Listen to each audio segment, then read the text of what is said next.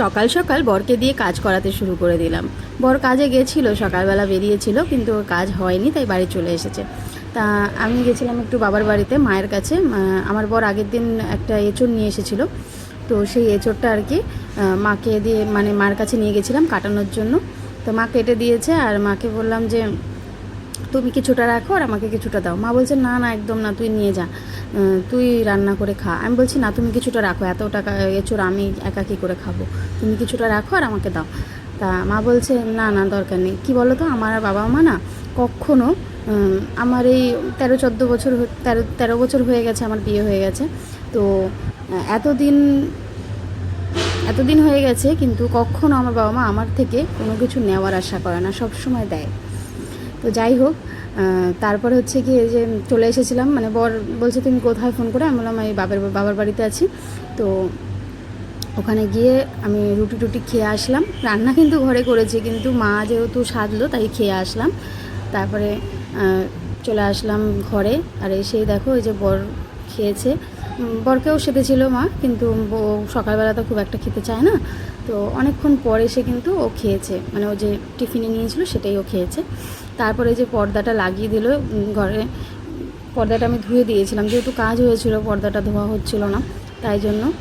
তো পর্দা লাগানো নিয়েও একটু মানে হচ্ছিলো, মানে পর্দাটা না নিচে ঝুলে যাচ্ছিলো, একটা পেরেক আছে, পেরেকে টানালে আবার একটু উঁচু হচ্ছিলো, কিন্তু পেরেকে টানালে আবার এদিক ওদিক করা যাচ্ছে না। আমি বলছি তুমি এক কাজ করো, পুরোটা আগে এদিক ওদিক করে তারপর মাঝখানটা আর কি ধরে টেনে উঠিয়ে দাও।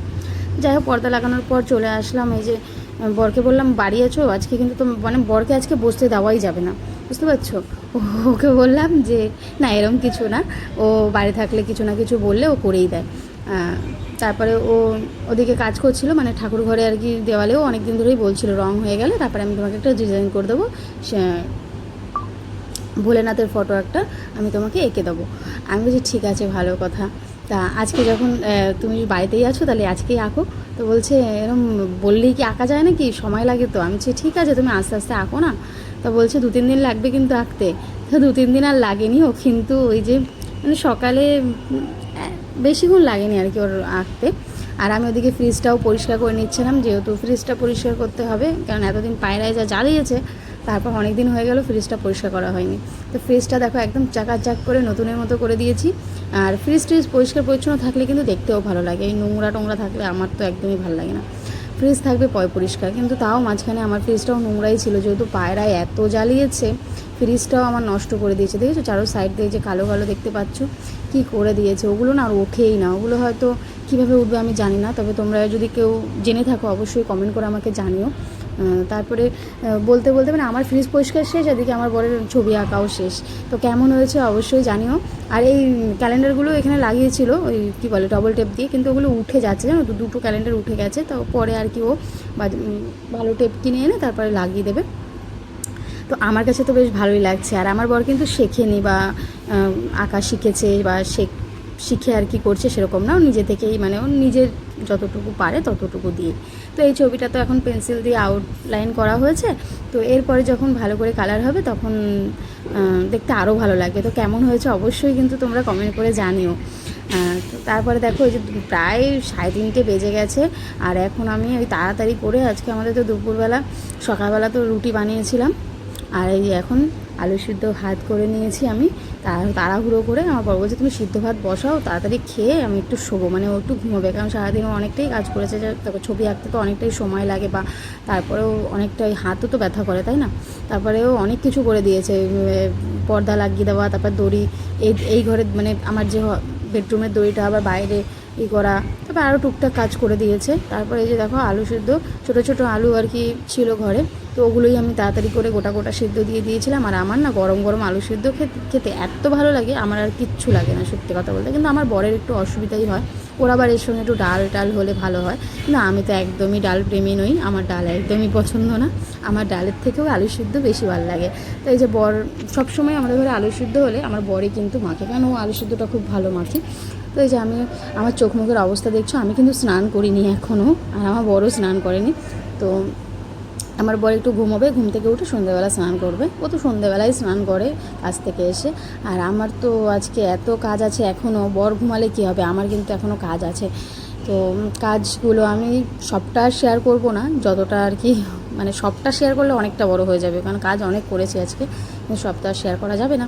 তো খাওয়া দাওয়ার পরে এই যে বরেরও খাওয়া হয়ে গেছে, বরকে বললাম আমি একটু ওই ছাদটা ঝাড় দেবো। ছাদটা এই যে কবে থেকে যে রং হওয়ার পর না, তারপর কত কাজবাজ হলো দেখতে তো পেলে। তারপরে ছাদ ঝাড় দেওয়া হচ্ছিলো না, আর আমিও তো বাড়ি ছিলাম না, আমিও খুব ব্যস্ত ছিলাম, তো সেই জন্য কিন্তু ছাদটা পড়েই ছিল এরকম নোংরা। নোংরা দেখতে তো ভালো লাগে না তোমার, মানে আমি কালকেই সিঁড়িটা ঝাড় দিয়েছি, সেটা তোমাদের সঙ্গে শেয়ার করা হয়নি। তো এই যে দেখো তাড়াতাড়ি করে যে ছাদটা ঝাড় দিয়ে নিচ্ছি, আর এত ধুলো, মানে কি বলবো, আর আমার তো এমনিতেও ধুলোতে অ্যালার্জি আছে, ডাস্ট অ্যালার্জি আছে। তো বাইরে দেখেছো কি সুন্দর আবহাওয়াটা, কিন্তু জানো তো গরম লাগছে ভীষণ। এমনি কিন্তু হাওয়াটাও আছে, কিন্তু কিন্তু কী যেন একটা ভাবসা গরম। তারপর দেখো এই যে এদিকে আমার ছাদ পুরো পরিষ্কার পরিচ্ছন্ন। তো এই ভিডিওটা কিন্তু আমি করছি, আমার বড় ওই ঝাড় দেওয়ার ভিডিওটা করে দিয়েই কিন্তু ও ঘুমিয়ে পড়েছে, কারণ ওর বলছে আমার ভালো লাগছে না, আমি একটুখানি ঘুমালে আমার ভালো লাগবে। আচ্ছা ঠিক আছে, বাড়ি থাকলে তো এমনিতেও দেখো ওরা তো আর যখন কাজে যায় ছেলেরা, তখন কিন্তু বাইরে গিয়ে আর ঘুমোতে পারে না, তাই না? আমরা যেমন একটুখানি দুপুরে রেস্ট নিতে পারি, বা মন চাইলে এখন না তখন কাজ করি, কিন্তু ওদের তো আর সেটা হয় না।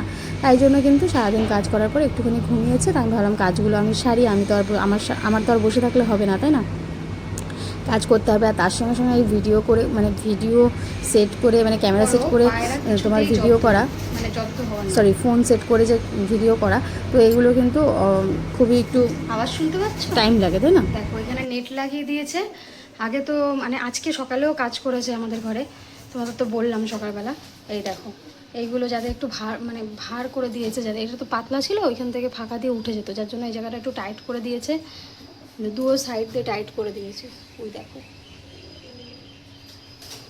এই উপরে এইগুলোও খুলেছে, ওই দেখো খুলেছে, দেখো আবার পুরো একদম ওই এমনভাবে ওটা ভেঙেও গেছে।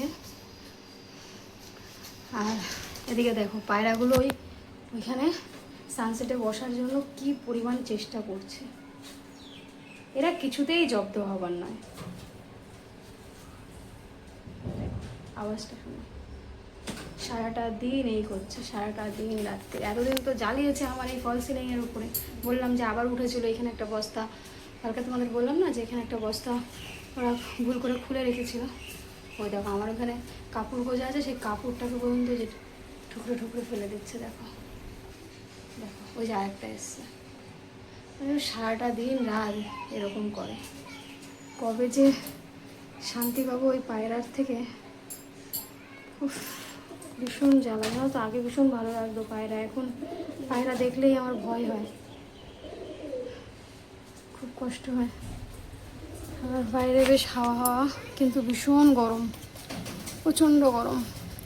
কি ভাল লাগে না আমার এই জানলাটা খুললেই, এই সুন্দর সুন্দর গাছ দেখো, পুরো সবুজ আর সবুজ, হাওয়া দিচ্ছে কিন্তু ভীষণ ভাবসা গরম একটা। যাই হোক পায়রাগুলো ওরকম করবেই, করতে থাক, চেষ্টা করতে থাক, মানে ওরা ঢোকার চেষ্টা করছে। যাই হোক আমি আমার কাজ করি। এই যে বাসন রয়েছে তোমাদের, এখন এই যে ঘর ফর সমস্ত কিছু পরিষ্কার করে নিয়েছি, এখন এই যে বাসনটা ধোবো। আর আমার অবস্থা আজকে খুব খারাপ, সব ধুয়ে নিই চলো। তো তোমরা তো দেখতেই পেলে পায়রার জ্বালা একদম মস্তির, জানি না পায়রা ঢুকবে কিনা, তবে ভগবানের কাছে এটাই কামনা করি যেন আর না ঢুকতে পারে। মালিকরাও অনেক চেষ্টা করছে ওদেরকে আটকানোর। দেখো এই সেদিন মানে 1-2 সপ্তাহ হলো আর কি রং করেছে, আর দেখো এই যে পুরো এই যে কী বলে এগুলোকে, ওই এটাকে কী বলে আমি ভুলে যাচ্ছি। যাই হোক ওয়াল পুরো একদম পটি করে দিয়েছে। আর এই যে সামনের বাড়িতে কিন্তু এই 2-3 দিন হলো রং করেছে, তো সেই বাড়িটাতেও পুরো একদম পায়রায় পুরো মানে খুব খারাপ অবস্থা করে দিয়েছে। তো তারপরে যে একদম চলে আসলাম রাতের রান্নাতে, তার মাঝখানে অনেক কিছু করেছিলাম, বাসন মাজা থেকে শুরু করে সব কিছুই, তারপরে সেগুলো আর শেয়ার করা হয়নি। আর আজকে কী বলো তো, আমি ভয়েস দিচ্ছি, একটু দিনের বেলা ভয়েস দিচ্ছি, তো কালকে রাতে আমি এডিট করে রেখেছিলাম, ভয়েসটা আর দেওয়া হয়নি, তো সেই জন্য কিন্তু। আর এখন বাইরে আর কি একটা ছাদ ঢালাই দিচ্ছে আমাদের পাশের বাড়িতেই, তো সেই জন্য কিন্তু একটু আওয়াজ হবে, তোমরা কিন্তু কিছু মনে করো না, একটু সহ্য করে নিও। তো ওই যে বললাম না, এঁচোড়টা মা কেটে দিয়েছে সকালবেলা, একদম কচি এঁচোড়, জানো তো। আমি একটু হালকা নুন হলুদ দিয়ে সেদ্ধ করে নিয়েছিলাম, তারপরে আদা আর পেঁয়াজ বাটা আর টমেটো বাটা দিয়ে, নুন হলুদ লঙ্কার গুঁড়ো জিরে গুঁড়ো ধনে গুঁড়ো দিয়ে তারপরে এই যে ভালো করে কষিয়ে নিচ্ছি, কারণ রসুনটা ছিল না, রসুনটা নেই, আর আমি বরকে আনতে বলতেও ভুলে গেছি। ও কিন্তু বাজারেই গেছে, কিন্তু আমার খেয়াল ছিল না, তো সেই জন্য। তো দেখতেই পাচ্ছ, ইন্ডাকশানে রান্না করলে এক হাত দিয়ে যে ভিডিও করা খুবই কিন্তু মুশকিল হয়ে যায়। এই যে একদম কষা কষা করে নিচ্ছি, একদম কষিয়ে। আর আমার কিন্তু এঁচোড় খেতে ভীষণ ভালো লাগে, তোমাদের কেমন লাগে অবশ্যই কমেন্ট করে জানিও। আমি তো ভীষণ পছন্দ করি, সে চিংড়ি মাছ দিয়ে হোক কিংবা নিরামিষ হোক বা এমনি নর্মাল পেঁয়াজ রসুন দিয়ে হোক, আমার ভীষণ পছন্দ। তো পুরো কষিয়ে নিয়েছিলাম, তারপরে রান্নাটা আমার ওদিকে জল ঢেলে দিয়ে বসিয়ে দিয়েছি। আর এদিকে দেখো আমার বর কিন্তু আর বসে নেই, ও ছেলেকে মানে বাজারে গেছিলো, বাজার থেকে এসে ছেলেকে বই পড়িয়ে তারপরে এই যে লেগে পড়েছে কাজে। এখন কিন্তু বেশ রাত হয়েছে, 9:30 10টা বাজে। আমরা একটু রাত করেই রান্না করি, কারণ আমরা একটু রাত করেই খাই, সেই জন্য। তো এই যে আমার বরমশাই আঁকতে মানে এখন কালার করতে শুরু করে দিয়েছে। এগুলো কিন্তু খুবই কাজ, তবে আজকে কিন্তু বেশি একটা কালার হয়নি, অনেক মানে কিছুটা হয়েছে। তো আর এদিকে আমার ছেলেও বসে পড়েছে, ও এখন ওই কালার করবে। তো ও পতাকা আঁকছে। তো তারপরে এই যে বলছে আমি এই যে কালার করব। তোর বাবা বলছে ঠিক আছে, তুমি আগে আঁকো, তারপরে কালার করবে। তারপরে ও বসে বসে এমনি ওর মোম রং দিয়ে করছিল, তা ওর হবে না, ওর ওই রঙগুলো দিয়েই করতে হবে।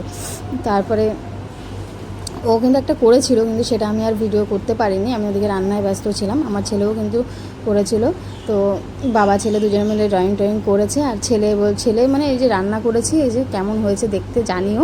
আর ছেলে আজকে এত পছন্দ করেছে, ও ভেবেছে আমি চিকেন রান্না করেছি। ও বলছে মা তুমি তাড়াতাড়ি খেতে দাও। আজকে আর ওর বাবার অপেক্ষা করেনি, বাবা কাজ করছিল, আমাকে বলছে খেতে দাও। তো ওকে খাইয়ে টাইয়ে ওকে ঘুম পাড়িয়ে দিয়েছে, আমিও খেয়ে নিয়েছি। আর যে আমার বরমশাই লাস্টে খাচ্ছে, আমি কিন্তু এখন শুয়ে পড়েছিলাম, মানে ফোনে কাজ করছিলাম শুয়ে শুয়ে, তখন একটু ভিডিওটা করলাম। আমি বলি কেমন হয়েছে, বলছে খুব ভালো হয়েছে, একটু ঝাল হয়েছে। আমি বলছি হ্যাঁ একটু ঝালই করেছি, কারণ তুমি তো ঝাল খেতে পছন্দ করো। কিন্তু এই সোমোর জন্য কিন্তু আমি ঝাল খুব একটা দেই না। কিন্তু আমার ছেলে আজকে কি বলেছে জানো, ঝাল হয়েছে বলেই নাকি আরও টেস্ট হয়েছে। তো এই যে আমার বরমশাই খাচ্ছে। আর দেখা হচ্ছে আগামীকাল একটা সুন্দর ভিডিওর সাথে।